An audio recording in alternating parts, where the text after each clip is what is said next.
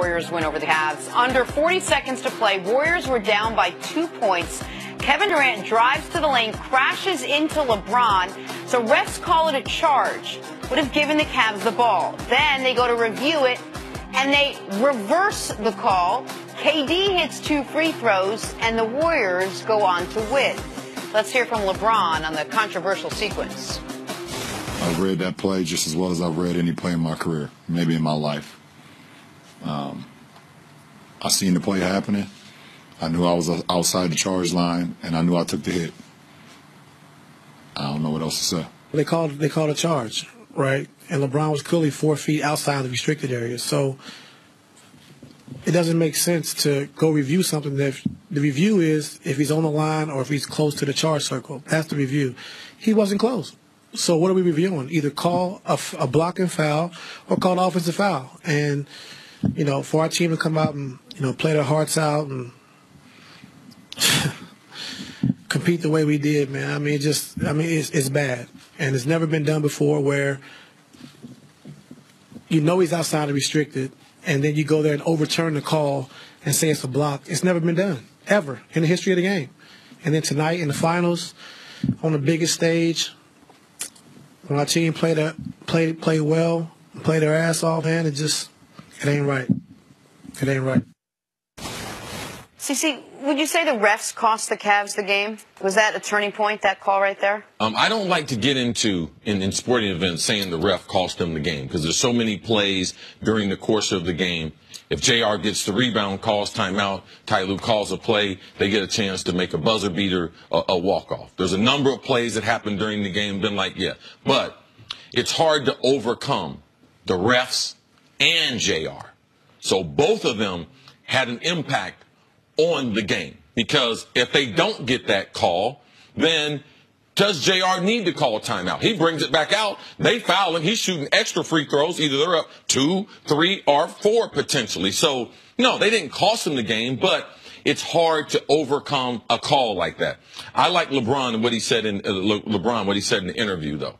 He read the play. The reason why he read the play, he knew Tristan was on his right with KD. He knows KD cannot shoot with his left hand.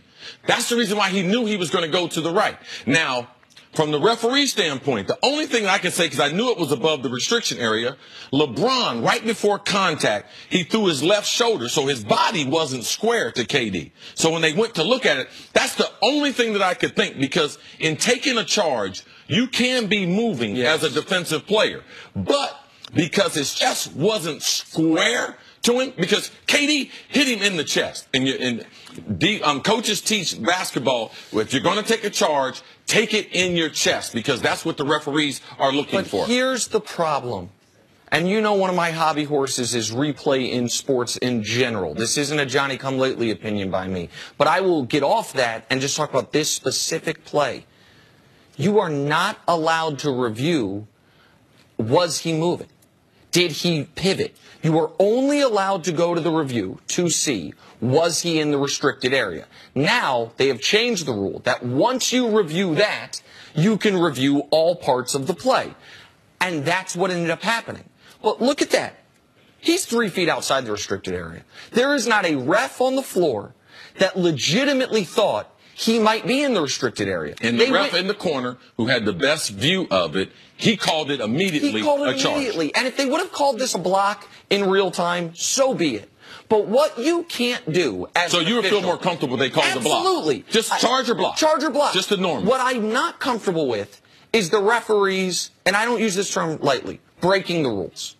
The rules are very simple. You can only go to replay to see if he was in the restricted area. They went to replay knowing he was not in the restricted area so they could see, was it a block or a charge? If the NBA wants to open up replay to these types of things, fine, but that's not the rules. You can see Tony Brothers, he was calling a block. He was behind the play. Tony is to our right in the screen, all right? He was getting ready to call a block. But Ken Mauer's down in the corner. He has the better view. He calls it. He calls a charge. And that's why I think they went to replay. Well, yeah, because the other ref had called the block. Exactly, yes. Because they were like, oh, you saw a block, I saw a charge, let's review it. That's not allowed. No, you can't. Period, point blank, that is not allowed. And so and you hear LeBron. LeBron says all the time, like, you live with the result. You live with the result. What's so painful for Cavs fans, and most notably for LeBron there, is he said, I read the play as well as I've read any play in my career. He leaves Draymond. You see Draymond there, leaves him wide open. He knows KD's never passing there. He knows KD can't go up with his left. He gets exactly where he needs to get to make the play. Right after getting an and one to go up one. To save the game defensively. He gets rewarded for it. And then the referees go outside the rules to change the call. Forget the fact that I actually do think the right call was a charge. That it is here's the other thing that bothered me, see? You have Steve Javie on the broadcast.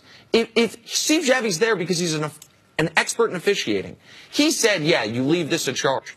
If he can think it's still a charge, how can you have enough evidence to overturn what was called on the court? And how hard is it, CC, as an athlete, to have to endure that, knowing you were in the right for the most part, and then have to get back up to try to finish out this game? I mean, you know the refs are part of the game.